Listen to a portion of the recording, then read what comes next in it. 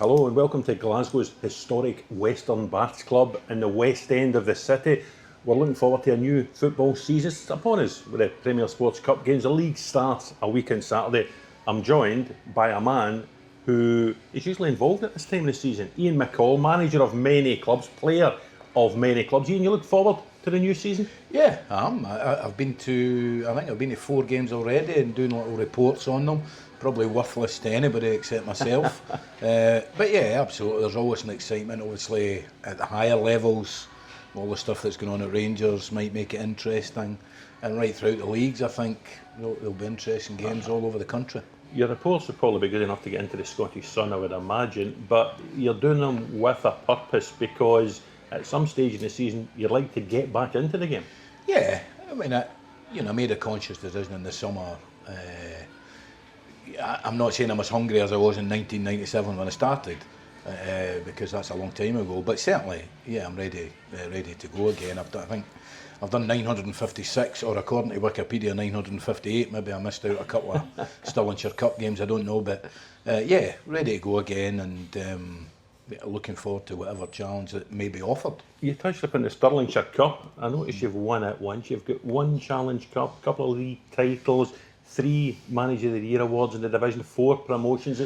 Is that the kind of thing that whets the appetite for any manager? That's why you want back in? Well, I hope, the directors and chairmen, sporting directors, of which I was nearly one recently, yeah. I hope they look at a body of work, when I finished 5th in the Premier League with Dundee United, that was in 2004. I mean, that wasn't yesterday. No. But, yeah, I mean, I'd like to think I'm relatively proven in the Championship. Finished second on numerous occasions, into the playoffs numerous occasions, won it with Falkirk, albeit I left in the January, but they were about 8 points clear, albeit Yogi and Coyley will use that for their CV. And even I know I wouldn't go to the Premier League, and it's not to say I couldn't do that job, but I wouldn't apply for it, but I would, any team in League One looking to win the title, I've only managed in League One for 4 full seasons, and got promoted twice and won it twice. Yeah. So the body of work I feel is there, and I think it's important to say that I'm not doing it just to get to 1,000 games. I think the hunger remains to try and do it again. I think what happened to me at Thistle hurt me and affected me a lot more, and I've never really spoken about it, and I'll never do that out of respect to the club.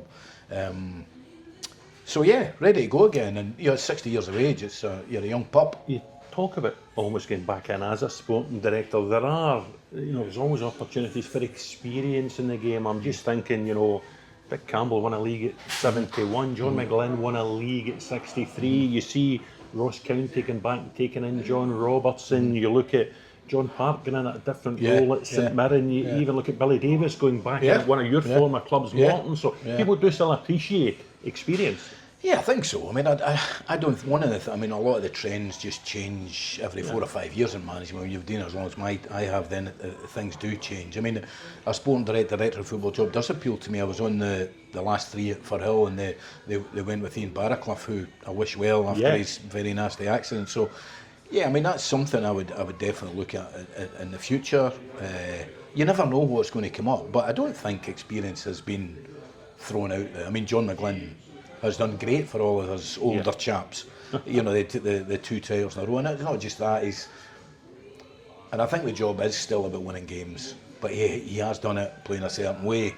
And John, even I think he had his hip done, and they were still winning games. So yeah, there are certain trends that happen in football, but I don't think experience has ever been overlooked. I remember you playing in that famous car school going through to Dunfermline with Davy Moyes. Moyes, yeah. Now 62, and now doing it again, reborn at Everton in that new stadium. Yeah. And you say you might not have the same hunger. I'm sure you do. He certainly seems to. Yeah, I mean, listen, in '97, I'd fight with the world to, I'm not saying I've not still got that hunger and desire to do it, but that car had Tommy Wilson in it, who went and had a really good career. I think he's over in America now. Billy Davis, who's just back in after a successful spell, and Moyes. So, I'd usually be sleeping in the back when I was listening to all them talking. So, Yeah, listen, David is up there as the beacon, I think, for Scottish managers of our era. He's been hugely successful. I mean, I speak to him all the time, and if I was a different type of person, you know, I can go down to Everton and spend a week with him, no problem. I could go to Nottingham Forest with wee Ross Wilson, albeit here he might be going to Newcastle. But you know what, it's not really been my style, just like the jobs I've picked. I mean, I don't think anybody after they left Dundee United would have chosen Queen of the South. Yeah. Now, my reason, and people will laugh at it, is because when I was 8 years of age, my dad, who's no longer with us, we stood at the cowshed and watched Queen of the South when I was 7, 8 years of age. That was the reason I went. Probably I could have waited and got another job in the Premier League. You know, and I think, you know, the type of managers that have done really well, I mean, Dale McInnes, who's a very good pal of mine, I can't see him making that type of career move. He would never have done that. Yeah. But that's just how I am, I think. You go back to 97, Clydebank, it was quite an initiation. Is it nice to see them back up? I mean, they will start Lowland League this season for the first time in many a year, and they're getting closer. It's fabulous. I mean, we used to, the aforementioned Moyes and I used to go down and watch Clydebank during the week when we didn't have a game, and the team they had at the time with John Henry and Kenny Eadie and Matt Murdoch, and a really, really good side. Yeah, it is great. I mean, it was a great start for me. Unfortunately, it became a wee bit feisty when myself and Mr. Leckie was involved in this. He was covering at the time as a young buck, I think. Or not that young, right enough. I think myself and the players were blamed about the Dublin thing. Yeah. We had no idea about it. No idea. So, but we'd a lot of good players then, and it was a hotbed of talent for many, many years when the Steedmans had. I mean, Jack Steedman would still be in my top 3 or 4 in terms of football knowledge. He's not with us anymore. Yeah, a great grounding for me, and it's great to see them coming back, and hopefully they'll eventually get in the league again. And of all your old clubs, a big season for most of them. Falkirk, you've been touching at John McGlynn, back-to-back promotions. Yeah. You had great times there. You think of some of the success you had, some of the cup tie wins as well, the old Brockville. Yeah. How will they do in the Premier League? I think they'll do well. I mean, I'm a great believer in keeping the semblance of a team and not making wholesale changes just because you go up a league. I mean, I've said for many years the top 2 or 3 in the Championship, there's no difference between the bottom 3 or 4 in the Premier League.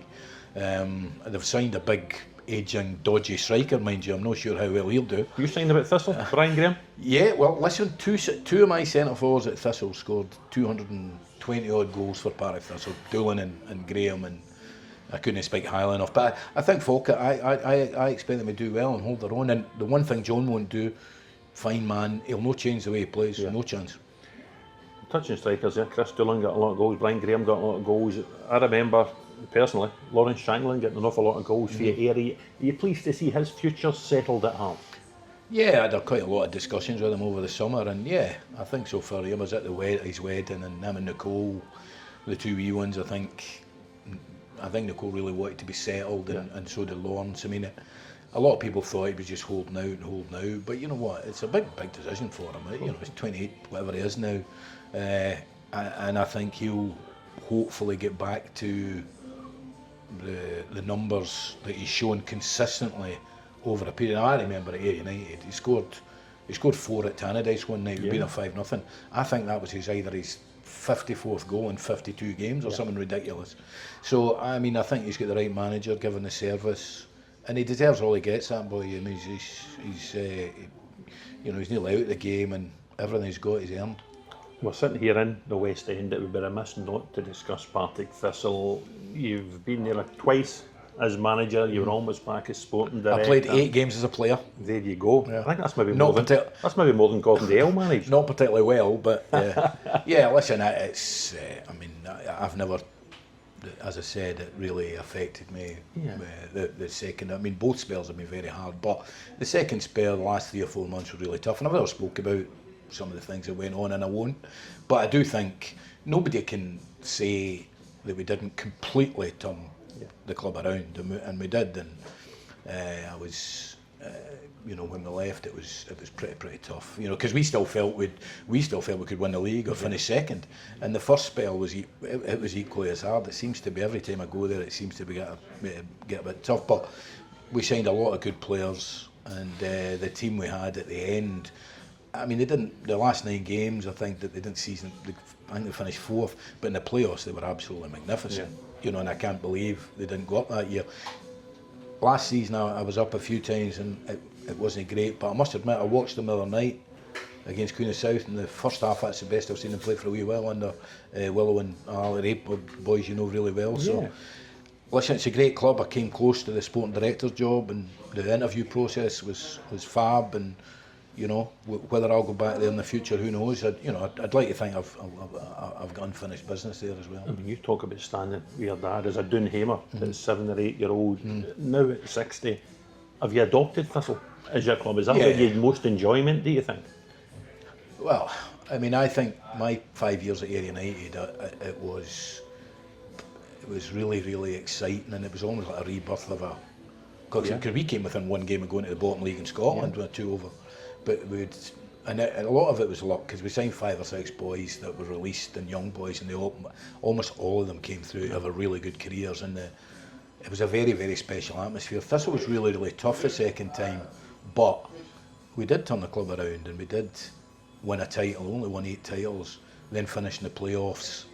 And I think we were building again, and if we hadn't won it that year, maybe 1 or 2 tweaks for the following year, I think we'd had a great chance to win it. So, listen, the reason I haven't talked about some of the things at Thistle is because it's just a great club, and you know, and a lot of the people that were there aren't there anymore. And I mean, love of Thistle, but I went. All my pals were living in the West End. All my friends were Thistle fans. I used to go up and watch them, and that's becoming. There was something about Firhill on a sunny night wearing red and yellow. Anyway, it's Queen of South were my first club, and Thistle are now.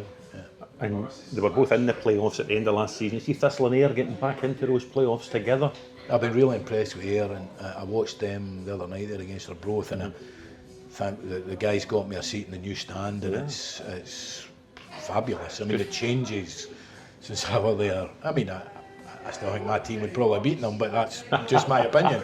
But they appear to be a club going places. And listen, Thistle have still got a really good squad. I mean, they've made some changes. They lost a striker that scored a lot of goals for them, Brian.